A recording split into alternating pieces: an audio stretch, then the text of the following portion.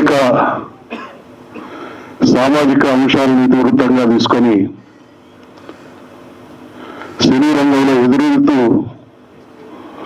తను నమ్ముకున్నటువంటి విధానాలకు ఏమాత్రం రాజీ పడకుండా సినిమాలు తీసేటువంటి గొప్ప వ్యక్తి నారాయణమూర్తి గారు ఈరోజు యూనివర్సిటీ పేపర్ లీక్ అనేటువంటి సినిమాను చూడడానికి మనందరినీ ఆహ్వానించడం జరిగింది.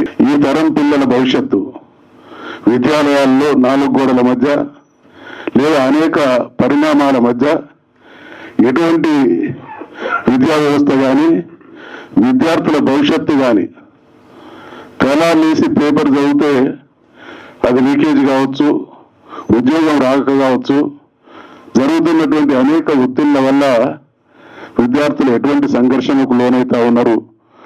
అటువంటి సంఘర్షణల మధ్య చదువుకొని బయటకు వచ్చిన తర్వాత వాళ్ళ భవిష్యత్తుకు గ్యారంటీ లేనటువంటి పరిస్థితి ఉన్నది. కాబట్టి వాళ్ళ పాలక వర్గాలు ఆలోచించాల్సినటువంటి, చర్చించాల్సినటువంటి, నారాయణమూర్తి గారు లేవనెత్తినటువంటి అనేక అంశాలకు జవాబు చెప్పాల్సినటువంటి ఆలోచనాత్మకమైనటువంటి సినిమా యూనివర్సిటీ పేపర్ లీక్ అనేటువంటి విషయాన్ని మనవి చేస్తూ, రాజీ లేని మీ దృక్పథం, మీ సంస్కరణాభిలాష, సమాజం పట్ల మీరు పడుతున్నటువంటి ఘర్షణ కావచ్చు, బాధ్యత కావచ్చు, తపన కావచ్చు, అనేక మందిని ఆలోచింపజేసేటువంటి మీ కర్తవ్య నిర్వర్తనలో మీరు విజయవంతం కావాలనేటువంటి విషయాన్ని మనవి చేస్తూ సెలవు తీసుకుంటా ఉన్నాం.